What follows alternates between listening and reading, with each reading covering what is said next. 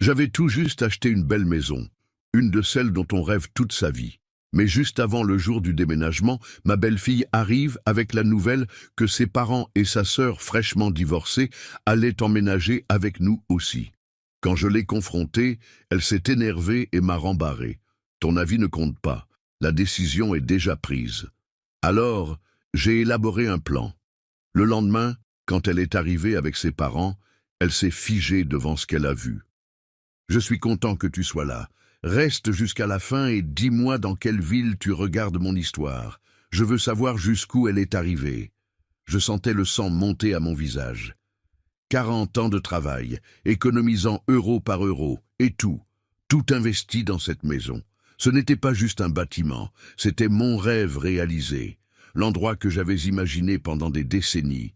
Quelque chose que je pouvais enfin appeler mien, après tant d'années de sacrifices. Et maintenant, ma belle-fille, qui n'avait pas mis un seul centime dans cette maison, se sentait en droit de décider qui y vivrait. J'ai essayé de rester calme, mais l'indignation perçait dans ma voix. Mais c'est moi qui ai acheté cette maison. Le moins que tu puisses faire, c'est me demander avant de décider quelque chose comme ça. Charlie a posé son verre de vin sur la table avec un petit cliquetis qui sonnait plus comme une menace qu'un bruit. Ses yeux se sont durcis. Son sourire a disparu. « Ton avis ne compte pas », a-t-elle répété d'un ton égal mais tranchant. « La décision est déjà prise. » Je sentais un nœud dans ma poitrine. Cette phrase était comme une gifle directe. Jason a enfin parlé, mais d'une voix basse comme s'il demandait une trêve. « Charlie, tu pourrais le dire autrement, mais elle ne l'a pas laissé finir. Elle l'a interrompu avec la même froideur. J'ai déjà tout organisé. Ne t'inquiète pas, papa. Ils arriveront demain à 10 heures. » Je l'ai regardé, attendant qu'il dise quelque chose pour me défendre, mais il a juste baissé la tête, n'osant pas croiser mon regard. L'atmosphère est devenue lourde, comme si l'air était rempli de pierres. Je ne voulais pas me battre. Je ne voulais pas que le dîner se transforme en champ de bataille.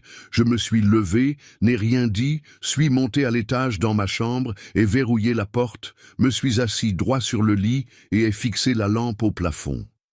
La lueur jaune perçait à peine le tumulte en moi. La maison de mes rêves, celle qui m'avait coûté une vie entière. Soudain, elle semblait un territoire hostile, où je n'avais pas d'armes. Je suis resté assis là en silence, avalant la colère et la tristesse. 40 ans dédiés entièrement à la famille, à Jason, à l'avenir que j'imaginais pour nous. Et maintenant, c'était eux qui me faisaient me sentir comme un fardeau, comme si tout ce que j'avais fait ne valait rien.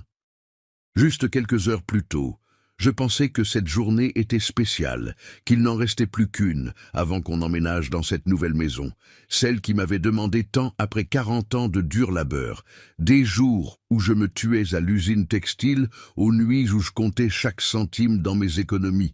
Enfin, j'aurais une maison décente, avec 4 chambres et un petit jardin ensoleillé. C'était un rêve que j'avais depuis jeune, quand je marchais encore main dans la main avec Hélène, ma femme, et qu'on se promettait l'un à l'autre qu'un jour, on aurait une vraie maison. Hélène est partie maintenant, mais j'ai réalisé cette promesse tout seul. Cet après-midi-là, je suis rentré fatigué mais soulagé. Après être allé mesurer les rideaux pour la nouvelle maison, dès que j'ai ouvert la porte, une délicieuse odeur de nourriture fraîchement cuite est venue de la cuisine. J'ai trouvé ça étrange. Charlie, ma belle-fille, ne se donnait jamais la peine de cuisiner, pas même pour les fêtes ou Noël. Elle restait généralement avec son téléphone ou devant la télé pendant que je m'affairais entre les casseroles et les poêles. Je suis entré et ai vu la table dressée avec soin, chose inhabituelle. Une nappe blanche impeccable, un vase avec des fleurs fraîches au centre, et même une bouteille de vin rouge. Quelque chose qu'on n'achetait presque jamais dans cette maison parce que c'est une dépense inutile, comme Charlie elle-même le dirait. Je me suis arrêté, essayant de comprendre ce qui se passait. Jason est sorti de la chambre et, en me voyant, a souri. « Tu arrives juste à temps, papa. Charlie a préparé un dîner spécial pour célébrer notre déménagement dans la nouvelle maison. Il l'a dit si joyeusement, comme si c'était normal. Mais quelque chose ne collait pas. Charlie organisant un dîner spécial. Elle ne l'avait jamais fait, pas quand Jason avait été promu, pas pour mon anniversaire. J'ai hoché la tête, enlevé mon manteau et me suis assis, essayant de ne pas trop y penser. Peut-être qu'elle a changé, me suis-je dit. Peut-être qu'elle me voit enfin comme faisant partie de la famille. Charlie est sorti de la cuisine avec un plateau de rôti de bœuf avec sauce qui sentait divinement bon. À côté, du riz au safran et un panier de baguettes dorées. Elle portait une robe bleu clair et ses cheveux attachés en haut, rien à voir avec son look négligé habituel. « Assieds-toi, papa, c'est meilleur chaud », a-t-elle dit d'une voix douce et chaleureuse qui m'a surpris. J'ai souri et hoché la tête, sentant une chaleur dans ma poitrine. Pendant toutes les années où on avait vécu ensemble, Charlie avait toujours gardé une certaine distance avec moi. Elle était silencieuse, sérieuse, parfois elle ne répondait même pas quand je disais bonjour. Alors, la voir si attentionnée me rendait vraiment heureux. Je pensais que peut-être cette nouvelle maison serait un nouveau départ pour nous tous. On a commencé à manger. Charlie a versé le vin et a levé son verre à ce nouveau début pour notre famille. Jason a trinqué avec elle et j'ai pris une gorgée. Il avait ce goût amer, doux mais agréable. Charlie parlait plus que d'habitude. Elle m'a demandé pour les rideaux, pour le nouveau quartier, a même complimenté la couleur de peinture que j'avais choisie. J'ai répondu, essayant de ne pas montrer ma surprise. Jason parlait aussi. Il disait qu'il voulait acheter une grande télé pour le salon. L'atmosphère était accueillante, comme si nous trois étions enfin une vraie famille. Je pensais que peut-être j'avais été trop dur avec Charlie avant. Peut-être qu'elle avait juste besoin de temps pour s'ouvrir. Mais à la fin du dîner, pendant que je mangeais le dernier morceau de baguette, Charlie a changé de ton. Elle continuait à sourire, mais avec une étrange confiance, comme si tout était déjà décidé. « Oh, au fait, demain, quand on emménagera dans la nouvelle maison, il y aura un petit changement, a-t-elle dit en tapotant doucement son verre avec ses doigts et en me regardant droit dans les yeux. J'ai levé les yeux, un peu déconcerté. « Quel changement ?» ai-je demandé d'une voix calme, bien que quelque chose en moi sentit déjà le pire. Charlie a souri. Et bon. Maintenant, je remarquais qu'il y avait quelque chose de forcé dans ce sourire. Mes parents viennent de perdre leur appartement. Vanessa, ma sœur, vient de divorcer et est sans emploi. Alors, ils viennent tous vivre avec nous dans la nouvelle maison. Elle l'a dit comme ça, comme si c'était la chose la plus normale du monde, comme si je n'avais pas le droit d'avoir mon mot à dire. J'étais sous le choc. Le verre dans ma main semblait soudain incroyablement lourd. Je me suis tourné vers Jason, attendant qu'il dise quelque chose, mais il a juste baissé le regard sur son assiette en silence, comme s'il n'avait rien entendu. L'atmosphère est devenue tendue, étouffante.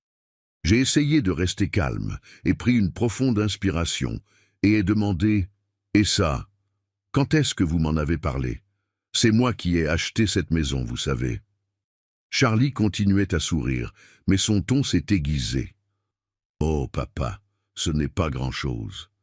La maison a 4 chambres, une pour toi, une pour nous, une pour mes parents, et la dernière pour Vanessa. Simple comme bonjour. » Elle a haussé les épaules comme si tout était déjà décidé et que mon avis ne valait rien.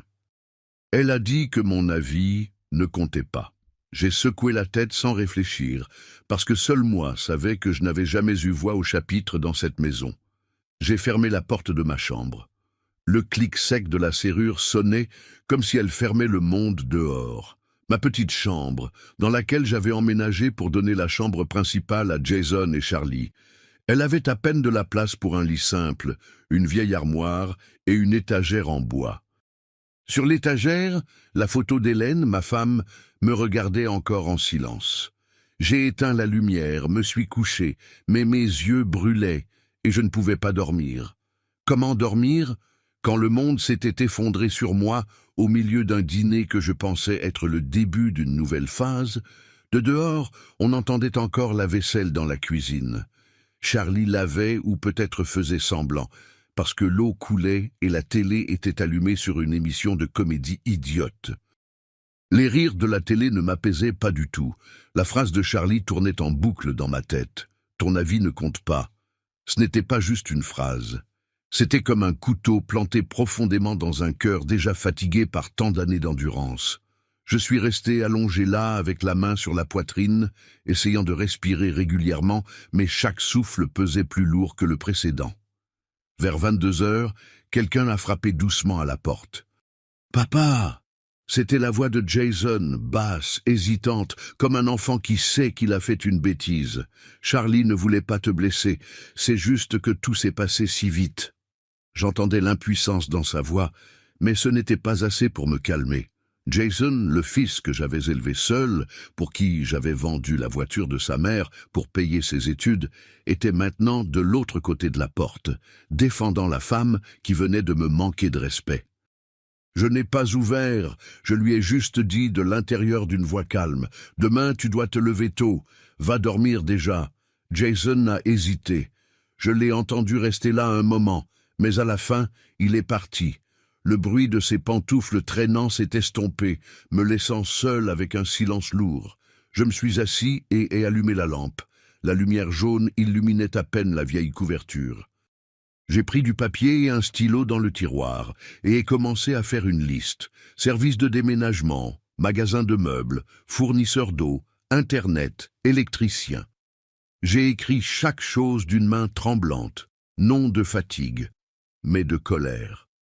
Cette maison, mon rêve de toute une vie, était maintenant quelque chose que Charlie avait transformé en un endroit où je ne rentrais plus. Chaque ligne écrite était une façon de ne pas perdre le contrôle, de ne pas laisser la colère me consumer. Soudain, mon téléphone a vibré. Un message de Charlie. « Demain à 10 heures, mes parents et Vanessa arrivent. Assure-toi que tout est prêt. » Pas d'excuses, pas un brin de considération. Elle écrivait comme si elle donnait des ordres, comme si j'étais le domestique dans la maison que j'avais achetée moi-même. J'ai fixé l'écran, serrant le téléphone si fort que mes jointures sont devenues blanches. Je n'ai pas répondu. J'ai éteint le téléphone et l'ai jeté de côté. Ce sentiment d'être rabaissé, mis de côté, n'était pas nouveau, mais cette fois c'était différent. Cette fois c'était trop.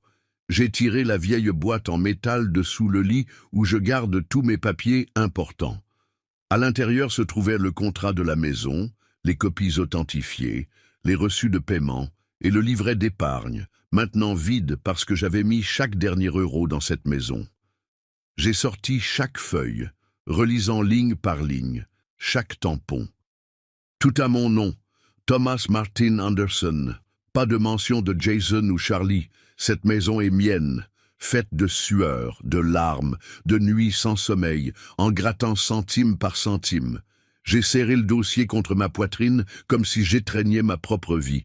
Non, je ne laisserai personne me la prendre. Il était passé minuit. Je me suis levé, ai enlevé mon pyjama et ai mis une chemise avec un pantalon long. Je suis allé à l'étagère et pris une petite bougie, l'ai allumée et l'ai placée devant la photo d'Hélène. La flamme vacillait et la fumée montait en spirale. J'ai regardé les yeux gentils de ma femme sur la photo et ai murmuré. Je ne laisserai plus personne me piétiner, Hélène, plus jamais. Je n'ai pas pleuré, mais je sentais comme une flamme s'allumer au fond de ma poitrine, non pour brûler, mais pour éclairer le chemin.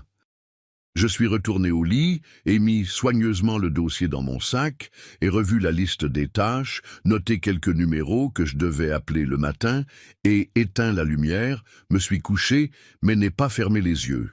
J'ai fixé le plafond. Je me sentais heureux, en pensant que mon fils avait trouvé une bonne partenaire. Peu après, ils ont demandé à vivre avec moi dans ma maison louée, étroite et courte en espace. Juste quelques mois le temps qu'ils se stabilisent financièrement. J'ai accepté tout de suite. J'ai même emménagé dans une minuscule chambre, qui était autrefois un débarras, et leur ai donné la chambre principale. Cette maison, bien que modeste, s'est remplie de joie quand Charlie a annoncé qu'elle était enceinte. J'étais si ému que j'oubliais la fatigue. Je m'occupais d'elle en tout. Cuisinait des choses nutritives, lavait ses vêtements, ne la laissait pas lever le petit doigt. Mes économies ont fondu entre l'achat d'une voiture pour eux, la rénovation de la maison, le paiement des factures, et même l'abonnement à Netflix qu'elle adorait tant. J'ai acheté un beau berceau en bois, rêvant du jour où je tiendrais mon petit enfant. Mais ensuite, Charlie a perdu le bébé. C'était un coup dur pour tout le monde. Après ça, elle a décidé de ne plus jamais avoir d'enfant. J'étais triste, mais j'ai essayé de la consoler, pensant qu'elle avait besoin de temps pour guérir. Depuis lors, Charlie a changé. Elle est devenue froide, me parlait à peine. Je disais bonjour et elle hochait juste la tête sans répondre. Quand je finissais de laver la vaisselle, elle venait vérifier et la réarranger comme si ce n'était pas propre.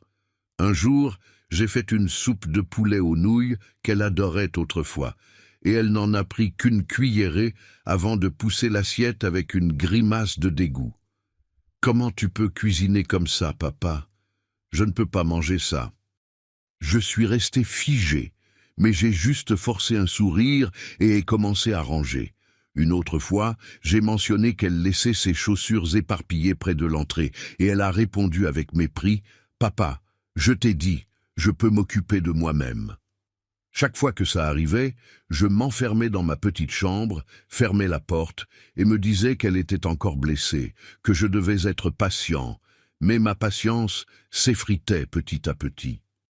Une nuit sans sommeil, je suis allé à la cuisine pour un verre d'eau et ai accidentellement entendu sa conversation avec Jason. « Ton père a acheté le berceau et les affaires de bébé trop tôt. Ça a porté malheur, et c'est pour ça qu'on a perdu le garçon. » Je suis resté derrière la porte, serrant le verre fort, sentant mon cœur en miettes. Jason n'a rien dit, juste resté silencieux. Je suis retourné dans ma chambre, me suis couché, et les larmes ont commencé à couler. Je ne blâme pas Charlie pour la perte du bébé, mais je la blâme pour m'avoir blâmé, et je blâme Jason pour n'avoir pas dit un seul mot en ma défense. Depuis, j'ai commencé à cacher ma douleur, à agir comme si rien n'était. Mais au fond, je savais déjà que pour eux, je n'étais plus partie de cette famille. Il y a 5 ans, j'ai commencé à économiser euro par euro. J'ai noté tout dans un cahier, coupé toutes mes dépenses, renoncé à des choses simples comme un café au bar ou de nouvelles chaussures. Tout pour réaliser mon rêve, avoir une maison à moi, un endroit où je pourrais vivre sans dépendre de personne. Il y a 3 semaines, j'ai signé le contrat d'achat. Une maison de 4 chambres avec un jardin ensoleillé à 20 minutes en bus du centre-ville. J'ai choisi tout moi-même. Un canapé gris clair, des rideaux bleu ciel, une table à manger solide, un lit confortable. Rien de luxueux, mais tout choisi avec amour. J'avais déjà prévu de planter des rosiers et de poser de nouveaux carreaux à l'entrée de mes propres mains. Je pensais que je serais heureux là-bas en étant moi-même. Et pourtant me voilà, assis sur les marches froides avec le dossier dans les bras et un café froid à côté. Ce n'est pas que je ne voulais pas que Charlie ou sa famille vivent avec moi, c'est que je ne pouvais pas accepter d'être traité comme si je n'existais pas. Cette maison était mon rêve de toute une vie, quelque chose qui m'avait coûté des années d'efforts. Et Charlie, avec un simple « ton avis ne compte pas », l'avait transformé en quelque chose que je ne reconnaissais plus. Jason, mon fils, pour qui j'avais tout sacrifié, avait choisi de rester silencieux pendant que sa femme m'humiliait. J'ai regardé l'horloge, 6h30 du matin. Le soleil éclairait déjà la ruelle. Je me suis levé avec le dossier encore dans les bras. La douleur était toujours là, mais je n'allais pas la laisser m'écraser. J'ai pris mon téléphone et ai revu la liste d'appels. Déménageurs, meubles, installation Internet. J'ai pris une profonde inspiration et ai composé le premier numéro. Il était temps d'agir, non pour la vengeance, mais pour me protéger et prendre soin du rêve pour lequel j'avais travaillé toute ma vie. J'ai appelé la société de déménagement. « Je veux annuler le transport », ai-je dit d'une voix ferme mais calme. De l'autre côté, la personne a hésité. « Si vous annulez si soudainement, il y aura une pénalité de 15%. Vous êtes sûr ?» J'ai répondu sans réfléchir. « Oui, je l'accepte. Annulez tout. » Ils ont confirmé, encore surpris. Mais je m'en fichais. J'ai raccroché et appelé le magasin de meubles. « Je veux retourner tout ce que j'ai acheté », ai-je dit. « Tout est neuf, non utilisé. Pas besoin de remboursement complet. » Le gérant a hésité. « Vous retournez tout, le canapé, la table, le lit, même les rideaux ?» J'ai hoché la tête, bien qu'il ne puisse pas me voir. « C'est exact. Je serai à la maison pour vous laisser entrer. Ils ont arrangé pour venir à 7h30. J'ai continué à appeler. Pour Internet, la climatisation, la filtration d'eau, l'éclairage. Pour tous, j'ai dit la même chose. Je n'ai plus besoin du service. Gardez l'équipement. Considérez-le comme un cadeau. Chaque appel a duré juste quelques minutes, mais à chaque fois, je me sentais plus libre, comme si j'enlevais des chaînes de mon corps. Je ne le faisais pas par colère ou vengeance. Je le faisais parce que j'avais besoin de reprendre le contrôle de ma vie, quelque chose que j'avais laissé filer trop longtemps. 7h du matin. Il faisait grand jour. Jason et Charlie dormaient encore dans leur chambre. J'ai mis mon manteau et ai vérifié mon sac. Dossier de documents, clé de la maison, liste de contacts. Je suis parti sans bruit, fermant la porte soigneusement pour ne réveiller personne. La ruelle était calme. On n'entendait que des chiens aboyer au loin. J'ai marché jusqu'à l'avenue principale et ai pris le bus vers ma nouvelle maison. En moins d'une demi-heure, j'étais devant la grille en fer de cette maison de 4 chambres, la même que j'avais imaginée comme mon nouveau foyer. Le ciel était clair et le soleil éclairait le petit jardin. Mais je ne ressentais plus l'excitation d'avant. Cette maison me rappelait maintenant seulement la trahison de ma propre famille. Le camion du magasin de meubles m'attendait déjà. Un homme d'âge moyen en uniforme est descendu et a demandé « Vous êtes monsieur Anderson? On est là pour les meubles. » J'ai hoché la tête, ouvert la grille et les ai laissés entrer. Ils ont commencé à démonter, un par un, les meubles que j'avais choisis si soigneusement.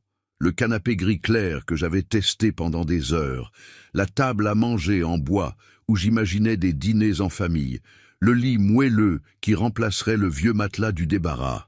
Il bougeait vite, chargeant tout proprement dans le camion. Un des déménageurs, un jeune gars d'une vingtaine d'années, a regardé autour et a demandé « Vous prenez tout?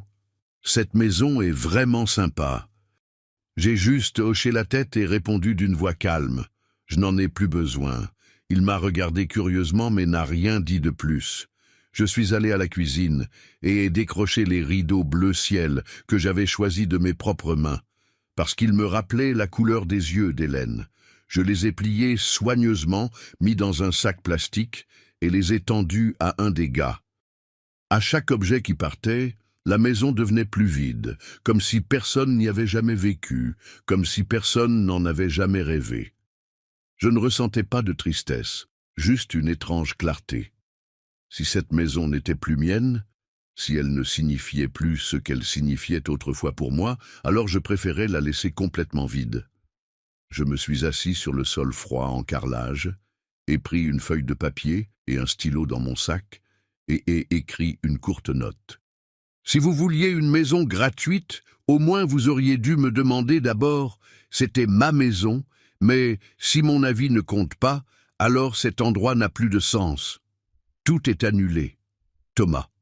J'ai laissé la note bien au milieu du salon, où la lumière du soleil entrant par la fenêtre la faisait ressortir comme une déclaration. Je me suis levé et ai jeté un dernier regard. Plus de canapé, plus de salle à manger, plus de rideaux, pas une seule chaise. Juste des murs vides et ma note. J'ai fermé la porte et l'ai verrouillée. Je suis sorti et ai respiré l'air frais du matin. On entendait des oiseaux non loin, mais je n'étais pas d'humeur à les remarquer. J'ai pris mon téléphone et ai appelé un taxi. Quand la voiture jaune est arrivée, le chauffeur, un homme plus âgé, a demandé « Où allez-vous, monsieur ?» J'ai répondu calmement « À l'hôtel Hilton. » Je suis monté. La porte s'est fermée et la voiture est partie. Je n'ai pas regardé une seule fois en arrière vers la maison. Cette maison était mon rêve de toute une vie, mais maintenant c'était juste une coquille vide. Si Charlie la voulait, elle aurait exactement ce qui restait, ni plus ni moins. Dans la voiture, j'ai ouvert mon sac et ai revu les documents. Contrat d'achat, reçu de paiement, tout encore là, tout à mon nom. Je ne faisais pas ça pour paraître fort ou pour la vengeance. Je le faisais parce que je mérite le respect, parce que j'ai le droit d'avoir mon mot à dire dans ma propre vie. Charlie pourrait penser que ce que je dis ne compte pas, mais elle apprendrait que ce beau-père ne se laissera pas commander. Le taxi roulait dans les rues animées. J'ai regardé par la fenêtre et ai vu les gens commencer leur journée. Une dame poussant un chariot plein de roses. Un homme plus âgé prenant un café sur le trottoir. La vie continuait, et moi aussi. Je ne savais pas ce qui m'attendait devant, mais une chose était claire. Désormais, j'allais vivre pour moi, pas pour qui que ce soit d'autre. À 9h55, juste au moment où je posais mon sac sur le sol de la chambre du Hilton, une chambre simple avec une fenêtre donnant sur une petite place, mon téléphone a vibré. Sur l'écran, un message de Jason. « Papa, où es-tu ? On est en route pour la nouvelle maison. J'ai regardé le message. J'ai glissé l'écran et ai éteint les notifications. » Je ne voulais pas répondre, ne voulais pas expliquer. Ce que j'avais fait ce matin disait tout. La maison pour laquelle j'avais travaillé toute ma vie, l'endroit où j'avais rêvé de jours tranquilles, était maintenant vide avec juste la lettre que j'avais laissée au centre du sol. Si Charlie pensait que mon avis était sans valeur, je lui montrais que non. J'ai le droit de décider de ce qui est mien. Je me suis assis sur le lit et ouvert l'application des caméras de sécurité que j'avais installées dans la nouvelle maison. L'écran du téléphone s'est allumé, montrant clairement l'entrée principale. Charlie était là, dans une veste rouge et iPhone à la main, avec une expression confiante. À côté d'elle, ses parents, Monsieur Joe, grand et mince avec une casquette, et Madame Fern, avec ses cheveux attachés en arrière et portant un sac. Vanessa, la sœur de Charlie, traînait 2 grosses valises, un sac avec des appareils électroniques et un petit pot de plantes. Elle avait même le chat dans une cage de transport, et on entendait un faible miaulement à travers la caméra. Jason arrivait en dernier, avec les épaules voûtées, la tête baissée, comme s'il ne voulait pas affronter ce qui arrivait. Charlie a sorti la clé de rechange de son sac et a ouvert la grille. Elle a poussé la porte, et tout le monde l'a suivie à l'intérieur. Sur l'écran, c'était clair. La porte s'est ouverte d'un coup, mais à l'intérieur, il n'y avait rien. Pas de canapé, pas de table, pas de lit, pas même les rideaux bleu ciel que j'avais choisis si soigneusement. Les murs vides et le soleil entrant par la fenêtre faisaient briller le sol en carrelage. Ma lettre était là au milieu du salon blanc, comme une déclaration. Tout le monde s'est tu, ne disant rien pendant quelques secondes. La première à parler a été Vanessa, confuse. Qu'est-ce qui s'est passé ici ? Charlie s'est baissé, a ramassé la lettre et l'a lue rapidement. J'ai vu ses yeux s'agrandir et soudain elle a crié « Qu'est-ce qu'il a fait, bon sang ?» Elle a pris son téléphone et a commencé à m'appeler sans arrêt. Moi, assis dans la chambre d'hôtel, je regardais le téléphone vibrer sans cesse, mais je n'ai pas répondu. Plus Charlie appelait, plus j'étais sûr de ma décision. Elle ne m'avait pas demandé quand elle avait amené toute sa famille, alors je ne lui devais pas d'explication non plus. Jason a commencé à marcher dans la maison, ouvrant les portes, vérifiant le garde-manger, mais tout était vide. Il s'est arrêté au salon, a regardé la lettre par terre et a soupiré. Papa a déjà tout pris. Sa voix était basse, comme s'il comprenait qu'il n'y avait pas de retour en arrière. Monsieur Joe, debout près de la porte, a secoué la tête et a murmuré à Madame Fern.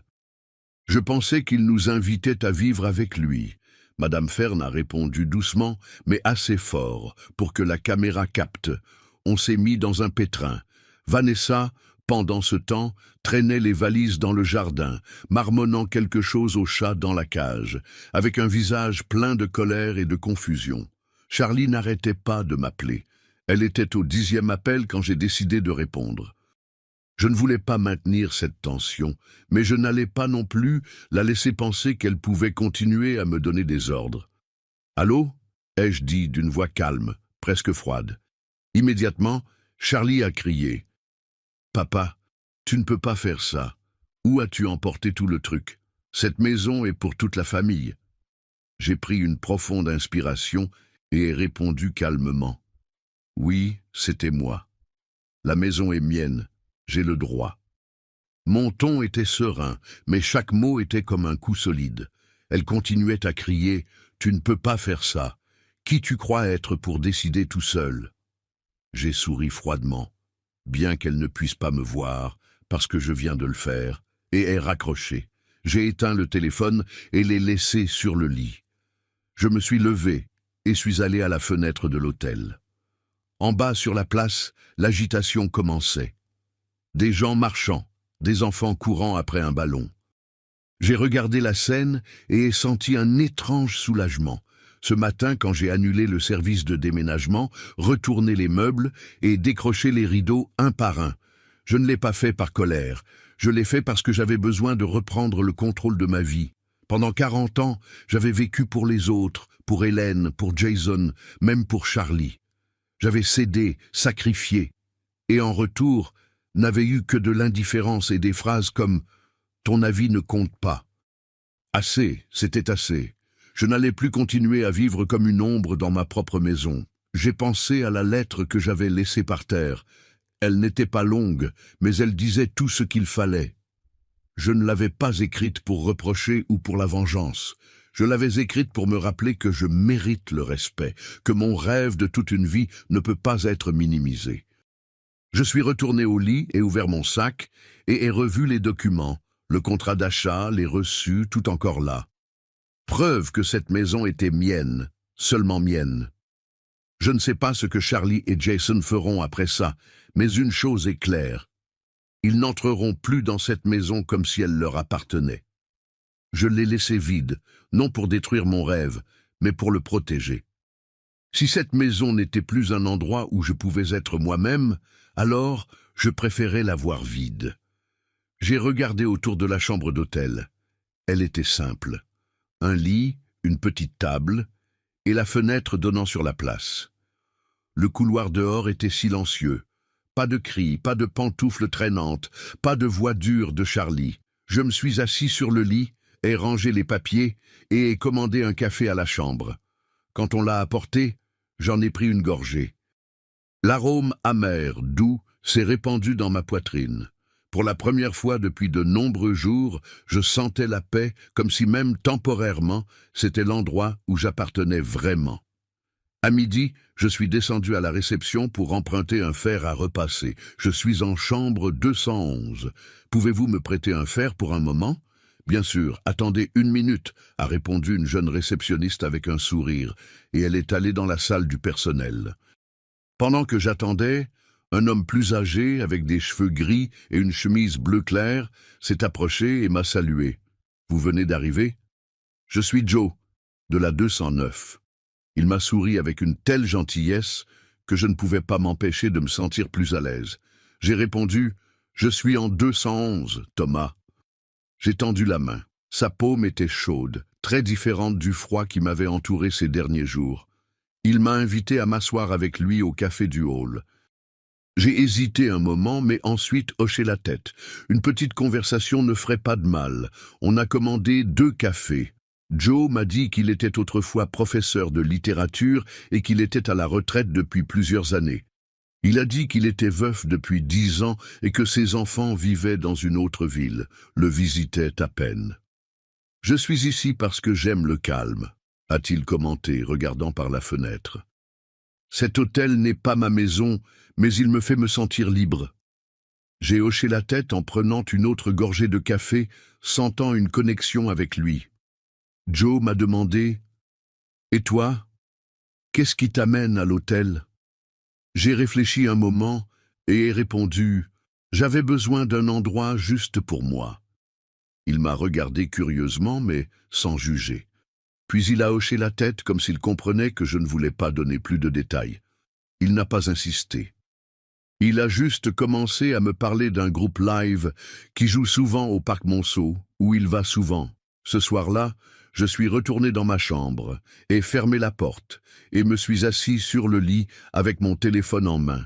J'ai ouvert l'application des caméras de sécurité pour ma nouvelle maison, curieux de voir ce qui se passait. L'écran s'est allumé, montrant le salon complètement vide. Charlie et Jason étaient au milieu de la pièce, en train de se disputer bruyamment. Charlie faisait les 100 pas, pointant du doigt en criant quelque chose. Jason ne disait rien, tête baissée et mains dans les poches, comme un garçon grondé. Dehors, Monsieur Joe et Madame Fern étaient assis sur les marches, entourés de valises et de sacs. Vanessa était dans un coin du jardin appelant un taxi, tout en portant un panier avec son chat, visiblement irrité. En regardant tout ça, je ne ressentais pas de joie ou de satisfaction, juste une sorte de vide. Cette maison qui était autrefois mon rêve de toute une vie n'était plus qu'une coquille vide. J'ai éteint l'écran, posé le téléphone de côté et commencé à manger la soupe de poulet aux nouilles chaudes que l'hôtel m'avait apportée. Elle était savoureuse et réconfortante. Le téléphone a vibré avec un message de Joe. « Tu veux aller au parc Monceau demain ? Il y a de la musique live, c'est vraiment sympa. » J'ai souri et ai répondu sans trop réfléchir. « Bien sûr, j'adorerais. » Je ne sais pas pourquoi j'ai répondu si vite. Peut-être à cause de la gentillesse de Joe ou simplement parce que j'avais envie de faire quelque chose de différent, quelque chose juste pour moi. Le lendemain, je me suis levé tôt et ai ouvert les rideaux. La lumière du soleil a rempli la chambre et a éclairé la petite place en bas, où des gens promenaient leurs chiens. J'ai mis une chemise beige, attaché mes cheveux en arrière et ai vérifié mon sac. Portefeuille, clé de chambre et le dossier de papier que je porte toujours comme un talisman. Quand je suis descendu au hall, Joe m'attendait déjà avec une veste légère et une casquette prête. « Thomas !» a-t-il dit avec enthousiasme. J'ai hoché la tête et on est sorti vers le parc. Le parc Monceau était plus animé que je l'imaginais. Un groupe live jouait une vieille ballade, une de celles qu'Hélène mettait à la radio de la cuisine. Joe m'a conduit à un banc près de la scène et a acheté 2 limonades fraîches. On s'est assis pour écouter la musique. On a parlé un peu du temps et des bons endroits pour manger dans le coin. Joe m'a raconté son temps comme professeur, les élèves espiègles, mais attachants. J'ai partagé des histoires de mes jours à l'usine textile, comment, malgré la fatigue, je trouvais toujours le temps de cuisiner quelque chose pour Jason. Personne n'a mentionné la famille ou les chagrins. Juste des conversations simples, mais assez pour me faire me sentir un peu plus léger, comme si je vivais une autre vie, une où les blessures ne dictaient plus chaque pas. Sur le chemin du retour à l'hôtel, Joe a pointé une petite boulangerie. « La prochaine fois, je t'offre de la baguette. C'est délicieux là-bas. » J'ai ri. « Si c'est aussi bon que tu le dis, j'en commanderai 2. » Il a laissé échapper un rire, et les rides sur son visage sont devenues encore plus évidentes. Quand on est arrivé à l'hôtel, je l'ai remercié et suis monté dans ma chambre. J'ai ouvert la fenêtre et laissé l'air frais entrer. Le téléphone était encore silencieux, pas de message de Jason ou Charlie. Ça ne me surprenait pas, je ne m'y attendais pas non plus. Ce qui s'était passé ce matin à la nouvelle maison était la confirmation finale. Je ne suis plus un homme qu'on peut ignorer. Je me suis réveillé, non avec des cris ou des reproches, mais en choisissant de vivre pour moi. 2 jours avaient passé depuis le déménagement raté, et je m'habituais déjà au rythme du Hilton. La petite chambre avec une fenêtre sur la place, les oiseaux chantant le matin, et ce étrange silence me faisait sentir que je pouvais enfin respirer. Je n'allumais pas souvent le téléphone. Je ne voulais pas d'appel ou de message de Jason ou Charlie. La lettre que j'avais laissée par terre dans la maison vide disait tout le nécessaire. Je ne m'attendais pas à ce qu'ils comprennent, juste à ce qu'ils réalisent que je ne suis plus quelqu'un qu'on peut sous-estimer. Ce matin-là, assis au bureau de la chambre, j'ai ouvert mon cahier de dépenses et ai noté des choses. Le café, la limonade d'hier avec Joe et un peu d'argent mis de côté pour demain. J'aime ce sentiment. Avoir le contrôle de tout sans que personne interfère, sans que personne donne d'ordre. Soudain, le téléphone a sonné avec un numéro inconnu. J'ai hésité mais ai répondu. « Désolé, est-ce monsieur Anderson ?» La voix était douce, un peu incertaine. J'ai répondu « Oui, qui parle ?» « Je suis Fern, la mère de Charlie. » Je me suis figé, serrant le téléphone fort. Fern, la mère de Charlie, à qui je n'avais jamais parlé directement, m'appelait maintenant. Je ne savais pas à quoi m'attendre, mais son ton n'avait rien d'hostile. Alors, j'ai écouté. Fern a continué à parler d'une voix calme mais sincère.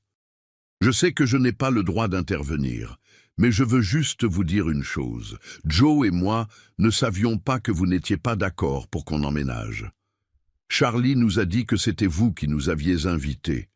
Hier, quand on les a entendus se disputer, c'est là qu'on a appris que vous n'aviez jamais approuvé. » Ces mots étaient comme un coup de vent qui m'a fait m'arrêter.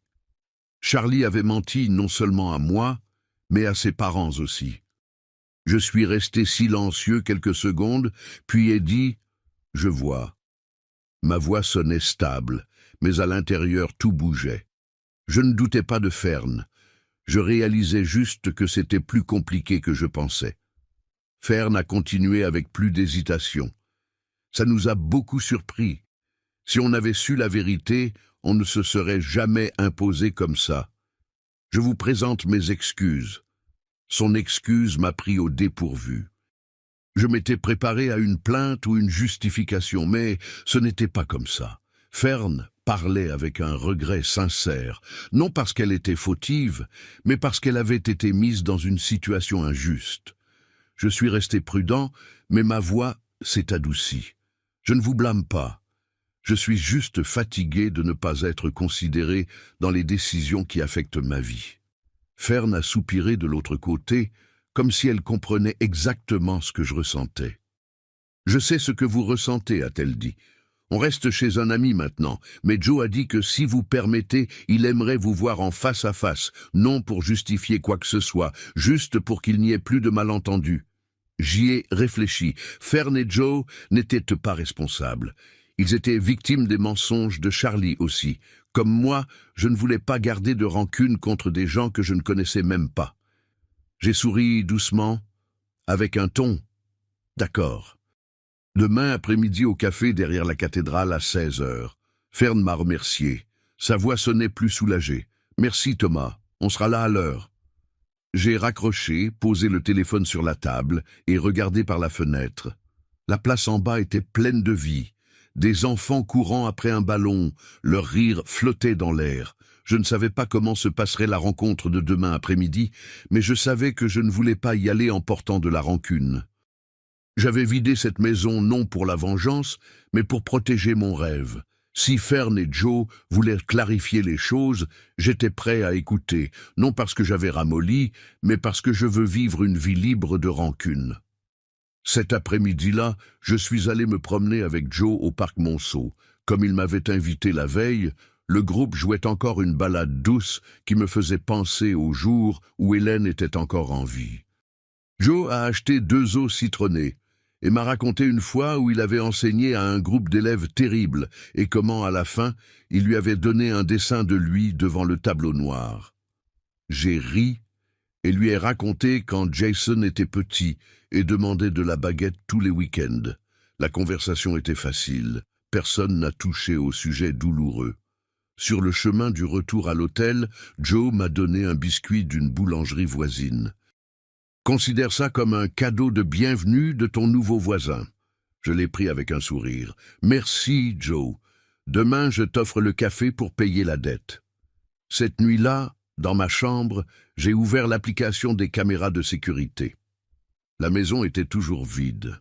Personne, ni Charlie ni Jason, n'y était plus. Ils étaient probablement partis après la dispute d'hier. J'ai éteint l'écran et ai pris une gorgée de thé chaud de l'hôtel. Je ne sentais plus cette douleur dans la poitrine. L'appel de Fern m'avait fait voir que tout le monde n'est pas comme Charlie. Il y a des gens comme elle et Joe qui sont prêts à s'excuser, à clarifier ce qu'il faut. L'après-midi suivant, je suis arrivé au café derrière la cathédrale 10 minutes en avance. J'ai choisi une table en bois dans un coin discret, avec vue sur la place animée, mais assez privée pour parler. J'ai commandé un café noir sans sucre et en ai pris une gorgée. L'amertume m'a réveillé. Je ne savais pas où mènerait cette conversation, mais je n'y arrivais pas avec des rancunes. La lettre que j'avais laissée dans cette maison vide m'avait libéré du mal que Charlie et Jason m'avaient fait. Maintenant, je voulais juste parler à Fern et Joe, non pour me plaindre, mais pour fermer un chapitre chaotique de ma vie. Exactement à 16h, Fern et Joe sont entrés dans le café. Ni Vanessa ni Charlie n'étaient revenus, ce qui m'a soulagé un peu. Joe portait une chemise bleu foncé, bien rentrée, avec une casquette à la main. Son visage semblait tendu, comme s'il se préparait à une discussion difficile. Fern portait un sac en tissu, les cheveux en queue de cheval. Elle regardait un peu en bas, mal à l'aise, mais gentille. Quand je les ai vus entrer, je me suis levé, leur ai souri et ai offert des sièges. Je ne voulais pas que l'atmosphère soit froide, alors j'ai parlé doucement. « Asseyez-vous, je vais vous prendre du café. » Fern a hoché la tête et m'a remercié pendant que Joe posait sa casquette sur la table et s'asseyait un peu rigidement. Après avoir échangé quelques phrases polies sur le temps et la circulation, Joe s'est raclé la gorge, brisant le silence. Il m'a regardé, a soupiré et a dit « On a cru Charlie. Elle nous a dit que vous vous sentiez seul, triste, que vous vouliez de la compagnie. » Il a fait une pause, comme en choisissant ses mots soigneusement. « Elle a même dit que vous étiez heureux d'entendre qu'on voulait venir vivre avec vous. » Fern a ajouté d'une voix plus basse, plus sincère. « Vraiment, on pensait que c'était une invitation. Si on avait su que vous n'étiez pas d'accord, on n'aurait jamais amené toute la famille comme ça sans prévenir. » J'ai écouté, tournant doucement la tasse de café sur la table. Ce qu'il disait ne me surprenait pas, mais ça me remuait quand même à l'intérieur. Charlie n'avait pas juste m'exclu d'une décision importante sur la maison. Elle avait menti à ses propres parents, les traînant dans une situation dont ils ignoraient tout. J'ai regardé Fern et Joe, deux personnes âgées, avec des cheveux grisonnants et des yeux pleins de remords. J'ai soupiré et ai dit lentement « Je ne suis pas seul. Je me suis juste habitué à être mis de côté depuis longtemps. » Ma voix n'avait pas de reproche. C'était juste une vérité que j'acceptais depuis des lustres, mais une que je ne voulais plus vivre. Fern a baissé la tête, serrant fort la sangle de son sac. « Si vous nous permettez, » a-t-elle dit d'une voix tremblante, « j'aimerais réparer en recommençant, cette fois en vous écoutant vraiment. » Ces mots m'ont pris au dépourvu. Je m'attendais à un léger argument ou au moins des justifications, mais ce n'était pas comme ça. Fern et Joe n'étaient pas là pour défendre Charlie. Ils étaient là parce qu'ils voulaient faire bien, réparer le dommage, même si ce n'était pas entièrement leur faute. J'ai souri et ma voix sonnait plus douce. Je veux mon espace alors. J'ai peur que je ne puisse pas vivre avec vous. Mais je pense qu'on pourrait essayer de vivre à proximité, être voisins et s'entendre. J'ai fait une pause, observant leur réaction. Fern a levé les yeux, ses yeux brillants plus, et Joe a hoché la tête avec les lèvres pincées, comme s'il essayait de cacher un sourire. J'ai continué d'un ton plus léger pour détendre l'atmosphère. Vous pouvez rester dans la maison 3 mois le temps de trouver quelque chose. On partagera les dépenses et on clarifiera l'espace de chacun. Je peindrai les limites comme des cordes à linge. Joe a laissé échapper un rire, le premier depuis qu'il était entré. « Si c'est pour marquer l'espace, je serai le bon voisin », a-t-il dit chaleureusement. Fern a souri aussi, posant sa main sur la table en remerciement. « Vous êtes très généreux, Thomas », a-t-elle dit. « On respectera toutes vos limites. » J'ai hoché la tête et ai pris une autre gorgée de café. L'atmosphère dans le café est devenue plus agréable, comme si on avait atteint un accord sans rien signer, juste avec de la sincérité. La conversation a glissé vers des sujets plus légers. Fern a parlé de son temps comme infirmière, les gardes de nuit et les patients qui se souvenaient encore d'elle après des années. Joe a raconté son travail comme superviseur d'entrepôt et comment une fois, il avait résolu un vol en invitant le voleur à un café pour parler. J'ai partagé des anecdotes de mes jours à l'usine textile, penché sur les machines, mais trouvant quand même le temps de faire de la baguette pour Jason. On a parlé de la santé, comment tout a augmenté au marché dernièrement, et des bons coins dans le quartier. J'ai réalisé que Fern et Joe étaient comme moi, des gens qui avaient travaillé toute leur vie et qui veulent juste un endroit tranquille pour leurs années restantes. Après plus d'1 heure, Joe s'est levé, a mis son chapeau et a dit « Je m'en vais. J'ai encore des choses à régler. Merci Thomas. » Il m'a serré la main, une poigne ferme et sincère. Fern est resté un peu plus et a suggéré qu'on marche ensemble jusqu'à la place. On a quitté le café avec la lumière douce de l'après-midi, baignant les rues pavées. La place était pleine de vie, des enfants jouant, des personnes âgées assises sur des bancs, lisant le journal. Fern m'a raconté plus sur ses enfants, sur les fois où elle et Joe se disputaient, mais se réconciliaient avec un simple repas. Je lui ai parlé d'Hélène, comment elle aimait chanter des ballades en cuisinant. On a ri, pas pour quelque chose de particulièrement drôle, mais pour le simple plaisir de partager. De retour à l'hôtel, j'ai murmuré. Parfois, on trouve une âme sœur juste à la vieillesse, sans s'y attendre. Fern a entendu et a souri en se tournant. C'est comme ça, Thomas. Parfois, les inconnus vous comprennent plus que votre propre famille. J'ai hoché la tête, me sentant plus léger. Cette rencontre non seulement m'a aidé à clarifier les choses avec Fern et Joe, mais a aussi renforcé ma résolution. Vivre pour moi signifie ne plus laisser personne me rabaisser. Je me suis réveillé, non en me fermant au monde, mais en m'ouvrant à ceux qui me respectent. En nous disant au revoir au coin, Fern a pris ma main. On déménagera à temps et on sera de bons voisins, monsieur. J'ai souri et ai doucement serré sa main. Je vous fais confiance. Je suis rentré à l'hôtel plus léger. Je ne me sentais plus seul, même si je vivais seul. Fern et Joe, et tous les gens encore à venir, ils sont la preuve que la vie a encore de bonnes choses, si j'ose les chercher. Des jours après cette conversation au café avec Fern et Joe, je suis retourné à la nouvelle maison pour arranger des choses et la préparer pour qu'ils y restent temporairement, comme on avait convenu. La maison était toujours vide, mais j'avais déjà apporté des chaises en bois simple, une petite table et des objets basiques pour qu'ils puissent s'installer. J'étais dans la cuisine en train de nettoyer le rebord de fenêtre, sentant l'air frais du petit jardin. Je ne me sentais plus lourd comme avant. Parler à Fern et Joe m'avait aidé à fermer une blessure, à regagner la foi que tout le monde n'est pas comme Charlie, prêt à me traiter comme si je ne valais rien. Pendant que je nettoyais la vitre, je fredonnais une vieille ballade quand j'ai entendu une voiture s'arrêter devant la grille. J'ai regardé dehors et ai vu une voiture argentée garée juste à l'entrée.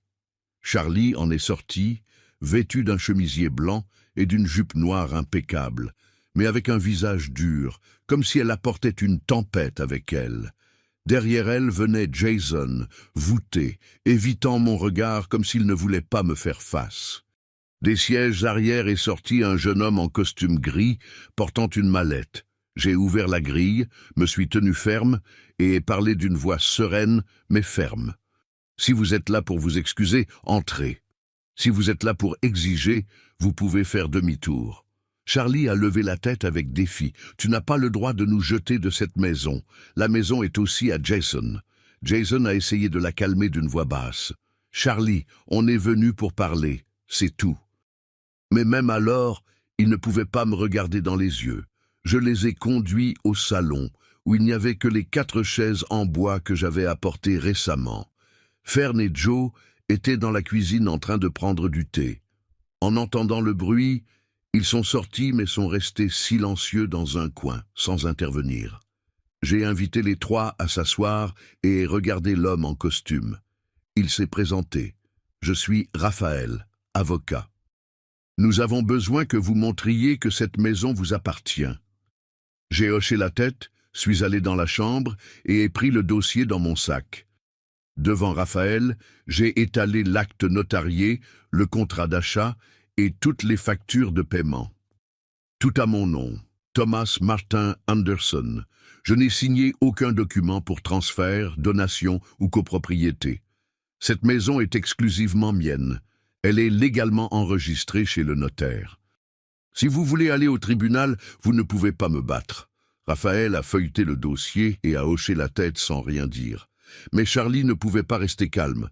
Elle s'est levée soudainement et a crié d'une voix stridente. « On est famille aussi, papa !» Pourquoi nous traiter comme des parasites? As-tu déjà pensé à ce que ressent ton propre fils? Ou tu veux juste être seul, accroché à cette maison, jusqu'à ce que tu y meures? Ces mots étaient comme des couteaux, mais je ne les ai pas laissés m'affecter. J'avais enduré assez de manque de respect de sa part, et cette fois, je n'allais pas rester silencieux. Avant que je puisse répondre, Fern s'est avancé et a crié « Charlie, ça suffit, c'est comme ça que je t'ai appris à parler à ton beau-père ?» Son ton était ferme, mais pas en colère, comme une mère essayant de corriger sa fille. Joe a ajouté d'une voix plus basse. Charlie, ton beau-père ne nous a jamais invités. Tu as menti à eux. Fern a continué doucement mais fermement. On est ici comme invités, pas comme propriétaires. Qu'est-ce qu'on t'a appris? Ton père et moi t'avons appris à mentir et à manquer de respect aux aînés. La pièce est devenue complètement silencieuse. Charlie est resté là avec un visage rouge, incapable de dire un mot.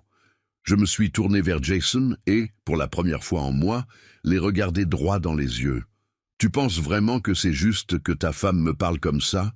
ai-je demandé d'une voix calme, mais chaque mot pesait comme une pierre.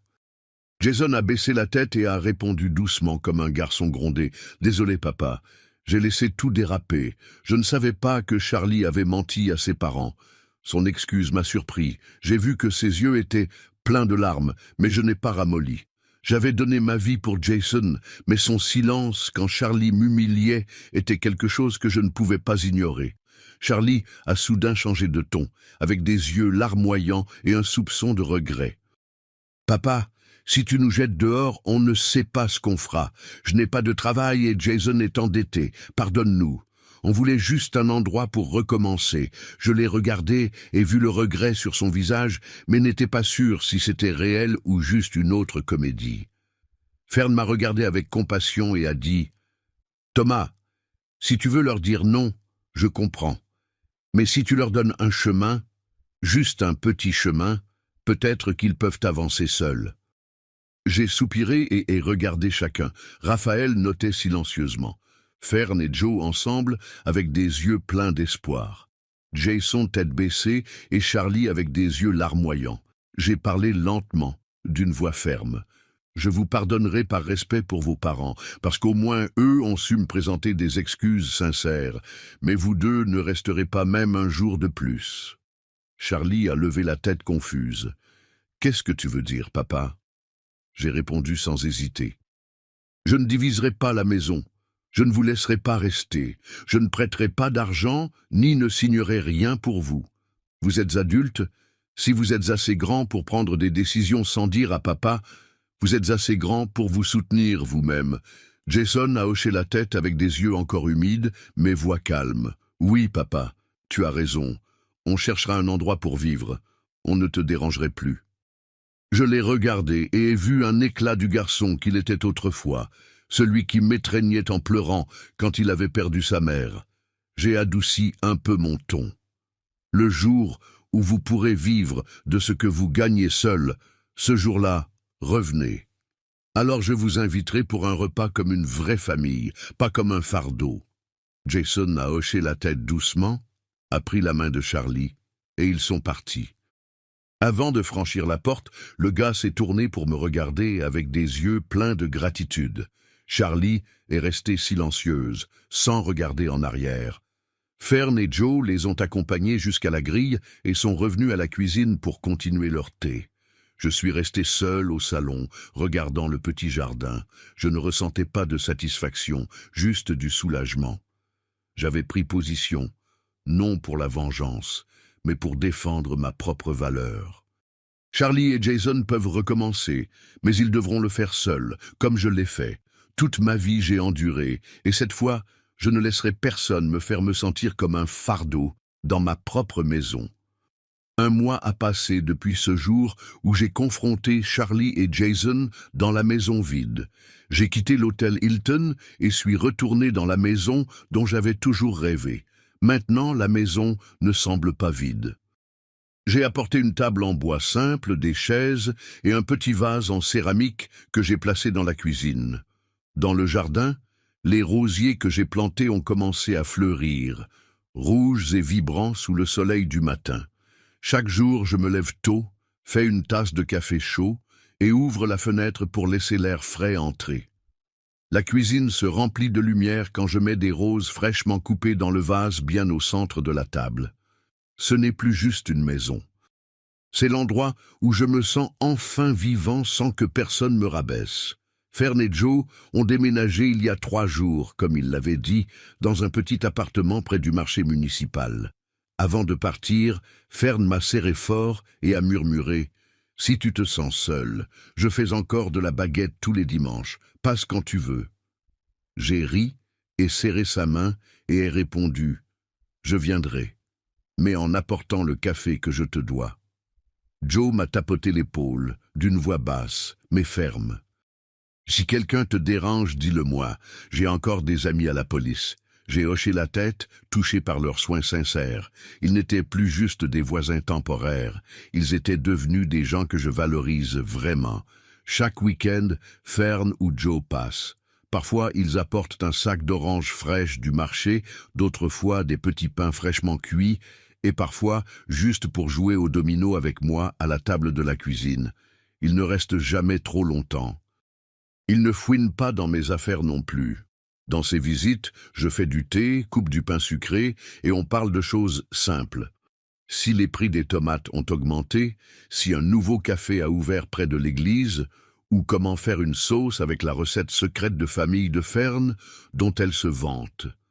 Ces moments m'ont fait comprendre que cette maison n'est pas juste un toit. C'est un endroit où les gens vont et viennent avec respect. Elle ne me semble plus vide. J'ai commencé à rejoindre des activités communautaires, quelque chose que je n'avais jamais imaginé avant. Je me suis inscrit comme bénévole à un orphelinat proche, aidant à distribuer de la nourriture et lisant des histoires aux enfants. Une fois, une petite fille m'a donné un dessin tordu et a dit « Papy, voilà toi en train de sourire ». J'ai pris le dessin et ai senti une chaleur dans ma poitrine que je ne peux pas expliquer. J'ai aussi rejoint un cours de danse au centre culturel. J'ai lutté avec le rythme du tango, mais ri comme jamais. Joe, le voisin de l'hôtel, m'a invité au club de chant du quartier. Au début, j'ai hésité, mais à la fin, je me suis excité à essayer. Un vendredi soir, j'ai pris mon courage et suis monté sur scène au club pour chanter une vieille ballade qu'Hélène aimait beaucoup. Ma voix n'était pas belle, et j'ai même raté des notes, mais quand j'ai regardé en bas, j'ai vu Joe assis là, en train d'applaudir avec un sourire jusqu'aux oreilles. Il m'a crié, hors rythme, mais ça a de l'âme. J'ai commencé à rire. Pour la première fois, je sentais que je pouvais vivre sans être parfait, juste en étant moi-même. Un après-midi, pendant que j'arrosais les rosiers dans le jardin, mon téléphone a vibré. C'était un message de Jason. Papa, j'ai commencé à travailler au magasin d'électronique. Charlie a trouvé un job comme comptable à la clinique près de l'appartement. On ne demande rien. On voulait juste que tu saches qu'on essaie. On comprend maintenant, papa. J'ai lu le message, posé le téléphone sur la table et n'ai pas répondu tout de suite.